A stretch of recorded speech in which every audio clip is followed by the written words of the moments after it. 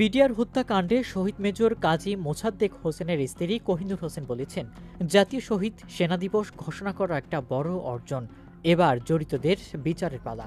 সূর্যের আলো যখন দেখেছি, পুরো সূর্যটাও দেখতে পাবো ইনশাআল্লাহ।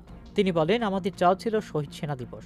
সেই দাবি নিয়ে গেলে তৎকালীন প্রধানমন্ত্রী বলেছিলেন, এত দিবসের মধ্যে আর শহীদ সেনা দিবস করা যাবে না। এরপর যখন বৈষম্য বিরোধী আন্দোলন হলো, তখন মনে হলো এটা আমাদের জন্যই হচ্ছে। আল্লাহ মনে হয় আমাদের একটা সুযোগ দিয়েছেন। আমি আমার মেয়ে মহাখালী ডিওএইচএস হতে আন্দোলনে যুক্ত হই। হাসিনা সরকারের পতন হয়, এখন আমরা বিচার চাই। যে ব্যক্তি যারা যারা বিডিআর হত্যাকাণ্ডের সঙ্গে জড়িত, অবিলম্বে তাদের বিচারের আওতায় আনতেই হবে। 25 ফেব্রুয়ারি সামনে রেখে আলাপকালে গত বুধবার কোহিনুর হোসেন জানান, সপ্তম শ্রেণী ও দ্বিতীয় শ্রেণীতে পড়ুয়া দুই মেয়েকে নিয়ে স্বামী হারানোর প্রতিবন্ধকতার কথা। বড় মেয়ে কাজী নাজিফা তাবাসসুম ইলমিকা বাবা বেঁচে থাকতেই তার ক্যাডেটে পড়ার ইচ্ছার কথা জানায়। তবে বাবা চাইতেন মেয়েকে সামনে রেখেই মানুষ করবেন। কিন্তু সব চাওয়া পাওয়া অবসান ঘটে 2009 সালের 25 ফেব্রুয়ারির নৃশংস হত্যাযজ্ঞের ঘটনায়। কোহিনুর হোসেন বলেন, তখন শহীদ কাজী মোসাদ্দেক হোসেন জারবে ছিলেন।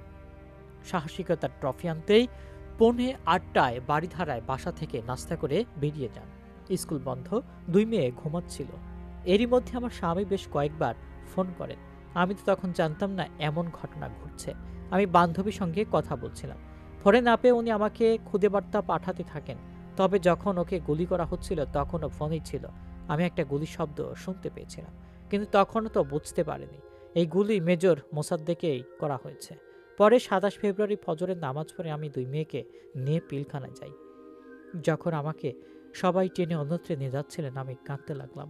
মুহূর্তেই আমার মনে হলো পুরো পৃথিবীর মাটি আমার পায়ের নিচ থেকে সরে যাচ্ছে।